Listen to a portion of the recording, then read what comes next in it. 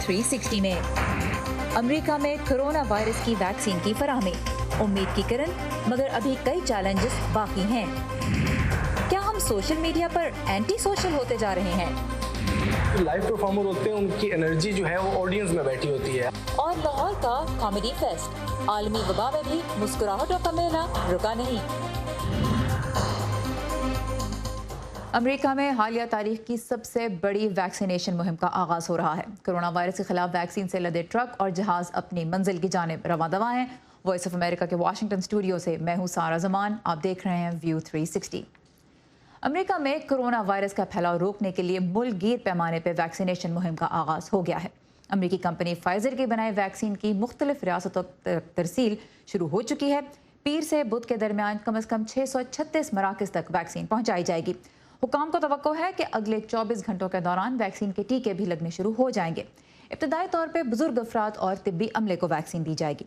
Pfizer की बनाई ये वैक्सीन अमेरिका की फूड एंड ड्रग एडमिनिस्ट्रेशन और दीगर मुतल्लिका इदारों की जानिब से गैर मामूली तेज़ी से काम करते हुए एक ऐसे वक्त पे इमरजेंसी इस्तेमाल के लिए मंजूर की गई है जब मुल्क में वायरस के सबब अमवात की तादाद 3 लाख को छू रही है।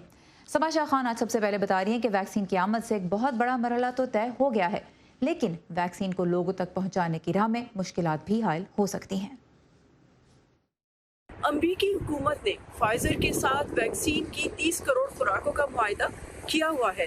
इसमें से 100 मिलियन या 10 करोड़ खुराकें अमेरिकी हुकूमत 195 करोड़ डॉलर्स के बस खरीद चुकी है।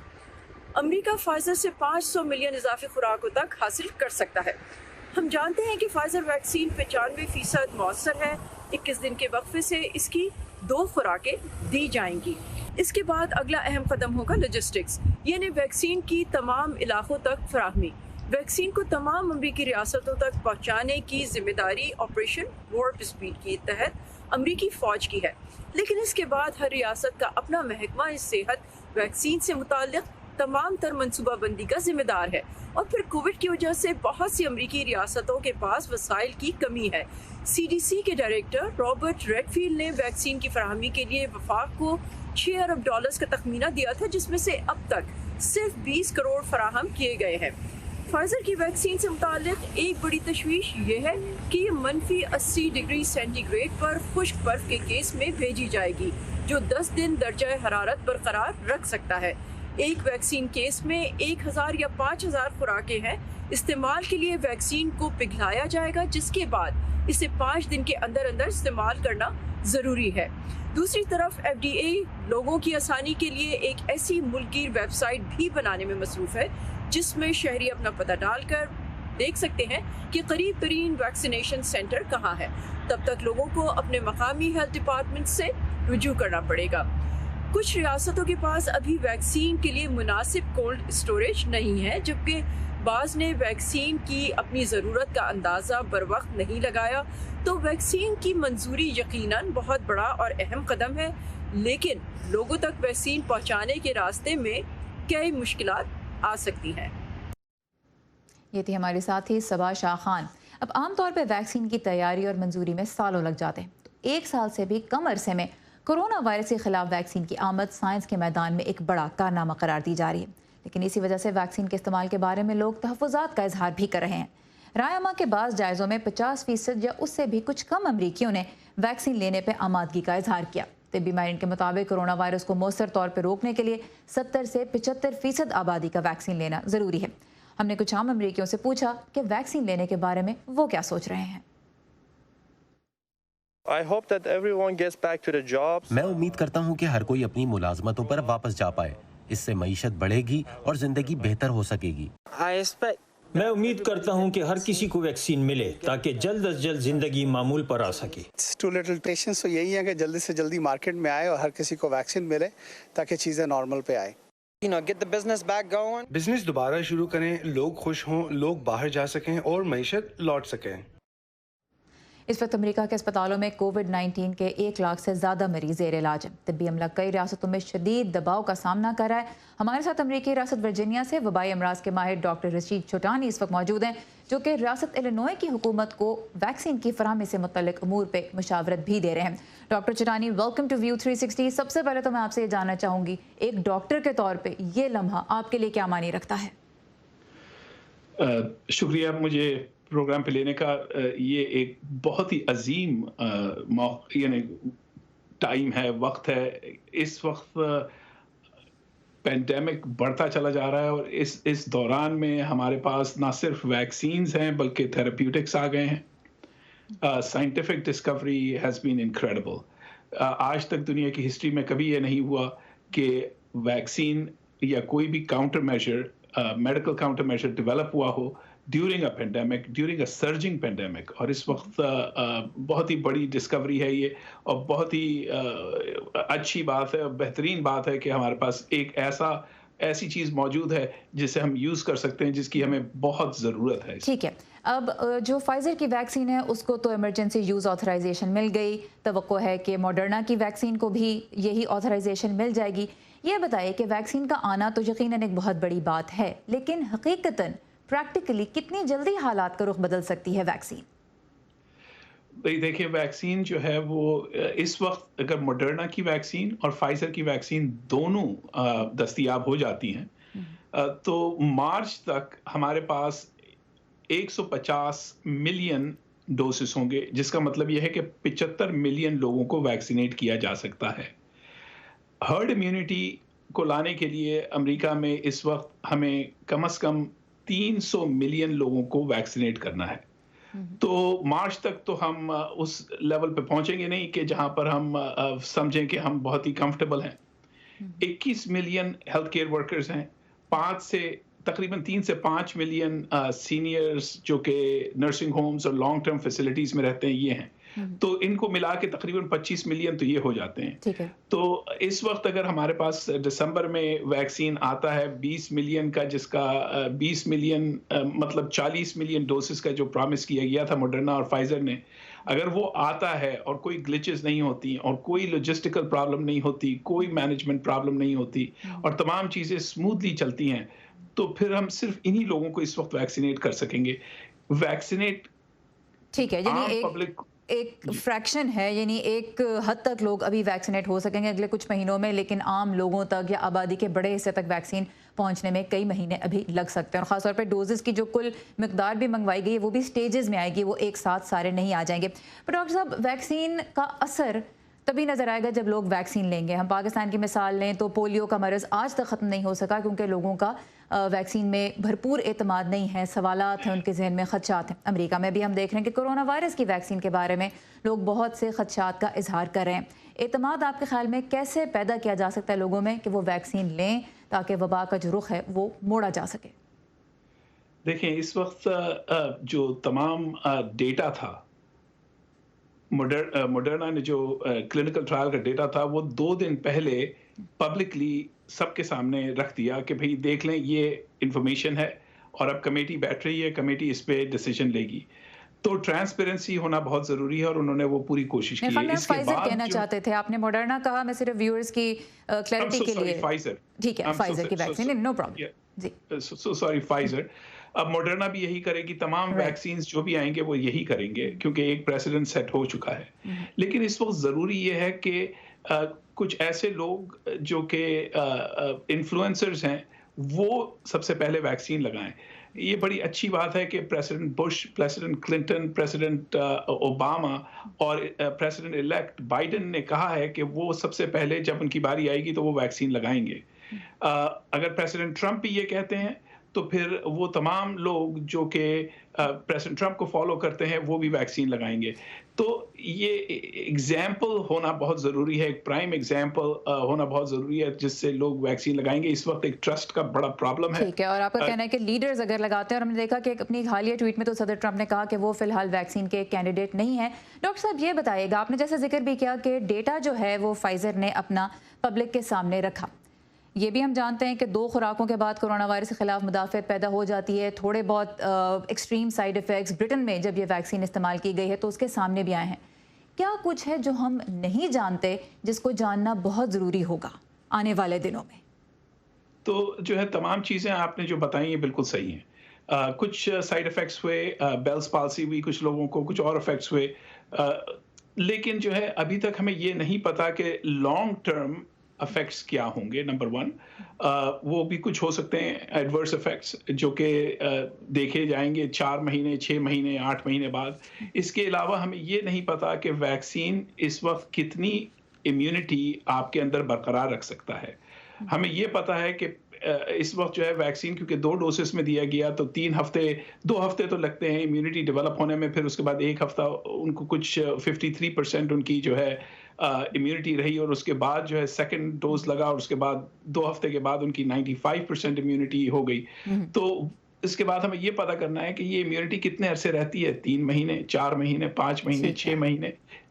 اس کا ابھی تک ہمیں بالکل علم نہیں ہے کیونکہ اب تک جو ہے اتنا وقت گزرا نہیں ہے کہ ہم نے لوگوں کو اسٹڈی کیا ہو کہ کتنی عرصے امیونٹی رہتی ہے. تو یہ بھی امکان ہے کہ یہ ویکسین ہو سکتا ہے ہر 6 مہینے بعد یا سال بعد بھی لگانی پڑ سکتی ہے, جیسے ہم فلو ویکسین کے بارے میں جانتے ہیں کہ ہر سال ہی وہ ویکسین ہمیں لینی پڑتی ہے تاکہ فلو سیزن تھوڑا اطمینان سے گزر جائے. ڈاکٹر رشید چھٹانی ہمارے ساتھ تھے, وبائی امراض کے ماہر, ریاست ورجینیا سے. آپ کے وقت کا بہت شکریہ. بہت شکریہ. امریکہ میں ویکسین کی فراہمی کا عمل دنیا کے دیگر ملکوں میں بھی بہت غور سے دیکھا جا رہا ہے کیونکہ تجربے کے نتائج سبھی کے کام آئیں گے. صورتحال سے باخبر رہنے کے لیے آئیے ہماری ویب سائٹ urduvoa.com پہ, اور اگر ویب سائٹ لوڈ نہ ہو تو رخ کیجیے ہمارے سوشل میڈیا پلیٹ فارمز کا. facebook.com/VOA اردو کا پیج آپ کے لیے دن بھر مستقل اپڈیٹ کیا جاتا ہے. ٹویٹر پہ ہمارا ہینڈل ہے @urduvoa. ہمارے دوست کیا کر رہے ہیں یہ جاننے کے لیے ہم فون سے زیادہ آج کل سوشل میڈیا کا سہارا لیتے ہیں. عالمی وبا کی پابندیوں کے دوران دوستوں سے رابطے میں رہنے کا یہ ذریعہ خاصا استعمال ہو رہا ہے, لیکن سیاسی تناؤ, معاشی مشکلات اور تنہائی کے اس دور میں سوشل میڈیا بعض لوگوں کی نظر میں خاصا اینٹی سوشل بھی ہونے لگا ہے, جہاں گپ شپ کم اور بحث و تکرار زیادہ ہونے لگی ہے. آئیے اسی بارے میں دیکھتے ہیں یہ رپورٹ. امریکی انتخابات تو ختم ہو گئے لیکن کووڈ-19 نہیں, تاہم دونوں معاملات ہی امریکی عوام میں تقسیم کا باعث ہیں. Hey Eddie, how you doing? کیون میکملن نے 2016 کے صدارتی انتخابات میں ہلری کلنٹن کو ووٹ دیا. تب سے ان کی فیملی ان سے بات نہیں کر رہی. اگر بات ہو بھی جائے تو اکثر لڑائی پر ہی ختم ہوتی ہے. ریاست پینسلوینیا سے تعلق رکھنے والے کیون 15 برس پہلے نیو یارک منتقل ہوئے. اب وہ فیملی سے ملنے کم ہی واپس جاتے ہیں.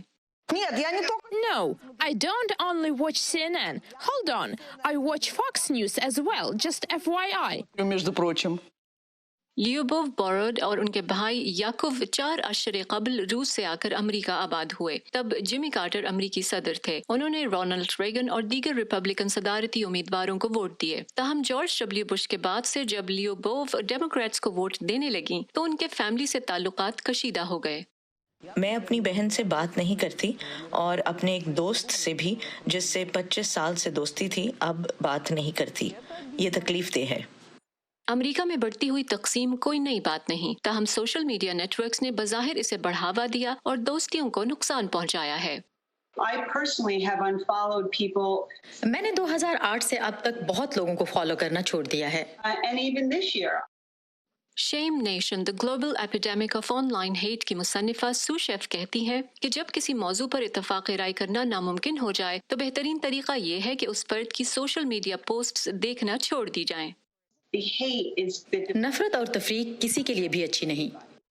پبلک ریلیجن ریسرچ انسٹیٹیوٹ کی ایک تحقیق کے مطابق ڈیموکریٹس کے حامی افراد مخالف خیالات رکھنے والوں کو 3 گنا زیادہ انفرینڈ کرتے ہیں اور 80% سے زیادہ ووٹرز مخالف جماعت کو ووٹ دینے والوں کے قریبی دوست نہیں. ڈیٹنگ ویب سائٹس تک سیاسی ہو چکے ہیں. 84% سے زیادہ افراد مخالف سیاسی خیالات رکھنے والوں سے دوستی نہیں چاہتے. کیون میکملن نے چند سال پہلے نفرت انگیز پیغامات کی وجہ سے فیس بک پیج بند کر دیا تھا. تاہم وہ پرامید ہیں کہ وقت کے ساتھ ان کے اپنی فیملی سے تعلقات بہتر ہوں گے کیونکہ ملک کا صدر جو بھی ہو لیکن خاندان تو کبھی نہیں بدلتا. نینا وشنیوا کے ساتھ فائزہ بخاری, وائس آف امریکہ. اس سال امریکہ کے کئی شہروں میں نسلی امتیاز کے خلاف ہر رنگ و نسل کے لوگ سڑکوں پہ نکلے. ان کا نعرہ تھا بلیک لائیوز میٹر, یعنی سیاہ فاموں کی جانیں قیمتی ہیں. یہ نعرہ لگانے والوں کا کہنا ہے کہ پولیس کا رویہ سیاہ فاموں کی طرف غیر ضروری طور پہ سخت ہے اور اس کی وجہ نسلی امتیاز ہے. لیکن بہت سے امریکی اس دعوے کو مسترد بھی کرتے ہیں. اب ایک امریکی تاریخ دان اور ایک نامور ڈاکیومنٹری فلم میکر نے معاشرے میں سیاہ فاموں کے مقام کی تاریخ کو اجاگر کیا ہے, اور وہ بھی گاڑی کی ڈرائیونگ سیٹ سے. ڈرائیونگ وائل بلیک نامی اس فلم میں جائزہ لیا گیا ہے کہ گاڑی چلاتے ہوئے سیاہ فاموں کو ہر دور میں ہی پولیس کی جانب سے کیسے رویوں کا سامنا رہا. آئیے اس ڈاکیومنٹری فلم کی کچھ جھلکیاں دیکھتے ہیں.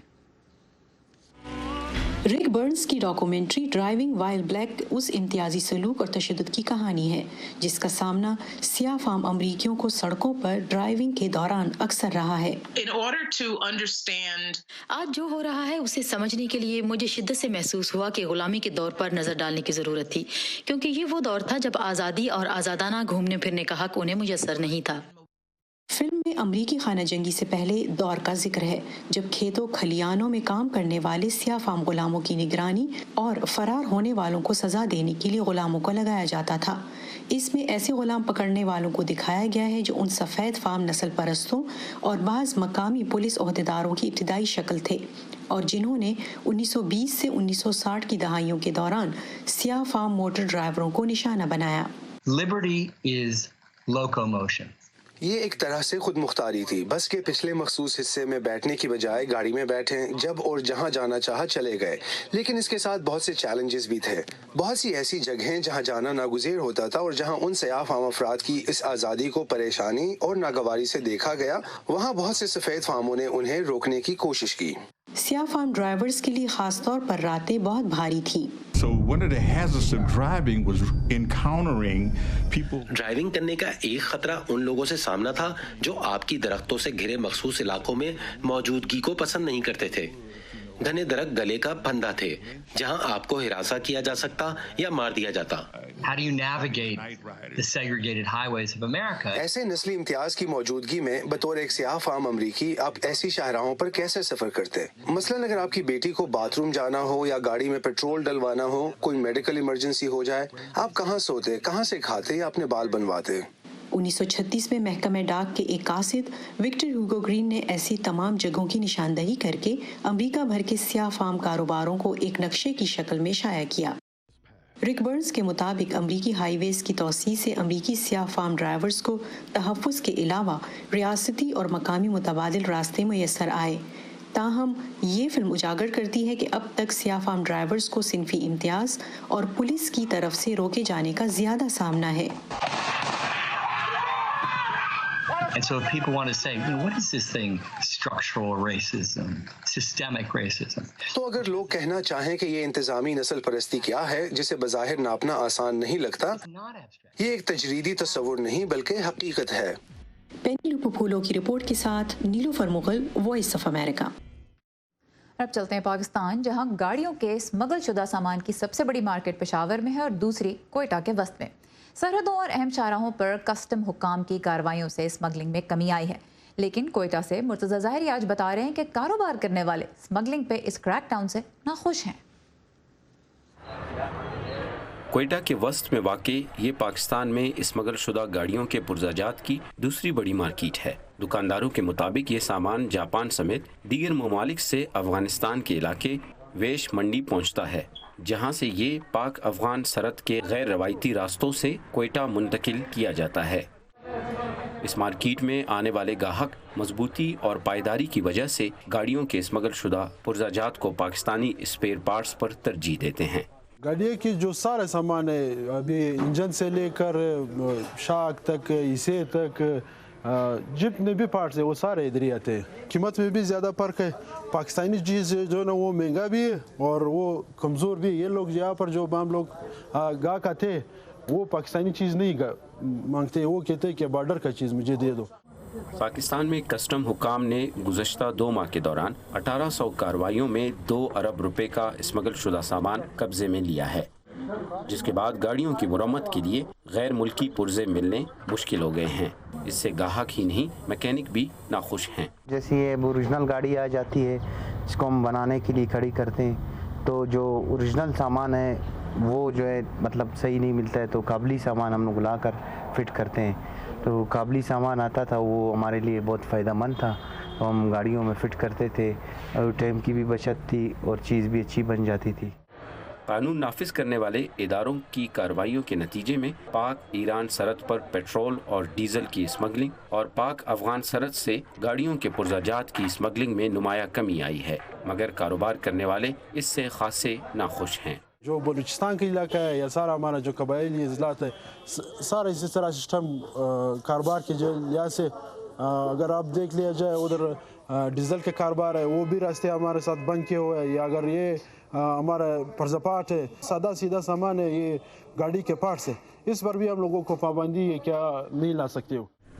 लेकिन सरहदी इलाकों में 5000 के करीब दीगर गैर रवायती रास्ते भी मौजूद हैं, जहां से अब भी छोटे पैमाने पर सामान की स्मगलिंग का सिलसिला जारी है। कोयटा में गाड़ियों के स्मगल शुदा पुर्जाजात की इस मार्केट में अब स्मगल शुदा सामान से ज़्यादा पाकिस्तानी स्पेयर पार्ट्स नज़र आते हैं। दुकानदारों का खदशा है कि आने वाले चंद सालों के दौरान इनका कारोबार मुकम्मल तौर पर ख़त्म हो जाएगा।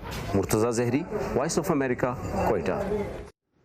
आलमी वबा मुस्कुराहटों का मेला रोक नहीं सकी। लाहौर का सालाना कॉमेडी फेस्ट समाजी फासले के बायस जब कैंसिल होता नजर आया तो मुंतज़मीन ने इसे ऑनलाइन ले जाने का फैसला किया। समन खान की रिपोर्ट।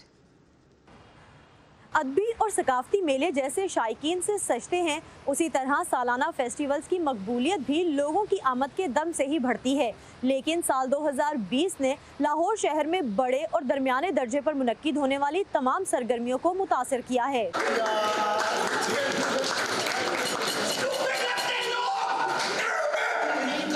कॉमेडी फेस्ट करने वालों के सामने इस बार था एक संजीदा सवाल, आलमी वबा के दौरान ऑडियंस तक अपना फन कैसे ले जाया जाए। मकबूलियत के बाइस जो कॉमेडी फेस्ट 1000 से ज़ायद शायकीन की मौजूदगी में साल में 2 बार मुनक्किद होता था, इसे गैर मुअय्यना मुद्दत के लिए रोक दिया जाए या फिर SOPs पर अमल करते हुए शायकीन की महदूद तादाद के साथ मेला मुनक्किद कर लिया जाए। एक बार फिर कॉमेडी के लिए सहारा लिया गया क्रिएटिविटी का। ऑनलाइन करने के लिए एक तो ये कि हमने अपनी मार्केटिंग के लोगों को बढ़ा दिया है, वीडियोस वगैरह रिकॉर्ड करते हैं, इसकी सारी पोस्ट प्रोडक्शन करते हैं, फिर उसको यूट्यूब पे, फेसबुक पे हर तरफ डालते हैं। एक प्लस पॉइंट तो ये है कि मसलन ज़्यादा हमें ऑनलाइन ऑडियंस मिली है, तो ऐसे लोग जो कि लाहौर से बाहर हैं वो इसको देखने के लिए बड़े उनको मौका मिल जाता है। वो डाउन साइड ये है कि जो हमारी अब लाहौर की एक एम्बियंस होती थी, एक क्राउड होता था, वो इससे बिल्कुल महरूम हो गया। लाहौर का ये कॉमेडी फेस्ट गुज़िश्ता 6 सालों से नौजवान कॉमेडियंस को प्लेटफॉर्म मुहैया कर रहा है। लाहौर के अलावा कराची, इस्लामाबाद और दीगर शहरों से भी आर्टिस्ट इसमें परफॉर्म करने आते हैं। स्टेज पर लोगों को हंसाने की कोशिश करने वाले डॉक्टर आकिब एक डेंटिस्ट हैं। वो समझते हैं कि कोरोना वबा के बाइस 2020 बहुत से लोगों के लिए सख्त साल साबित हुआ। ऐसे में जो मजा लाइव तफरीह से मिलता है वो ऑनलाइन मुमकिन नहीं। हमारे जैसे जो लाइव परफॉर्मर होते हैं उनकी एनर्जी जो है वो ऑडियंस में बैठी होती है। हमें हूटिंग से मज़ा आता है, अगर ऑडियंस में से कोई बोलता है तो हमें मज़ा आता है। ये चीज़ सुन के हमें अच्छा लगता है कि वो इन्वॉल्व हो रहे हैं।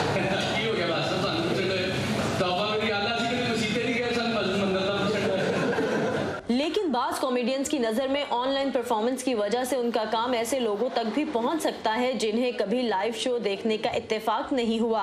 आबिद अली कहते हैं कि मुस्बत अंदाज में सोचें तो कोविड-19 ने लोगों को हंसाने के लिए नए मौजू दिए हैं। कोविड-19 है, कॉमेडियंस के लिए 8-9 माह से सिर्फ यही मौजू बहुत है। मास्क पे, सैनिटाइजर पे, सोशल डिस्टेंस पे इतनी बातें हो सकती हैं, इतनी कॉमेडी हो सकती है। लोगों को हंसाने वाले कहते हैं कि कोविड-19 के बाइस लाइव कॉमेडी शोज को बंद नहीं होना चाहिए, बल्कि कॉमेडी को स्ट्रीट थिएटर के जरिए गली मोहल्लों तक ले जाया जाए तो हंसते हंसाते वबा से मुतल्लिक आगाही के पैगामात भी आम किए जा सकते हैं। Saman Khan, Voice of America, Lahore. ये था हमारा आज का व्यू 360। प्रोग्राम के बारे में अपनी राय देने के लिए आप आ सकते हैं facebook.com/VA उर्दू के पेज पे, जहां आप ये रिपोर्ट दोबारा भी देख सकते हैं और अपने दोस्तों के साथ शेयर भी कर सकते हैं। ट्विटर और इंस्टाग्राम पे हमें फॉलो करते रहिए। हमारा हैंडल है @UrduVOA। सारा ज़मान को इजाज़त दीजिए। खुदा हाफिज़।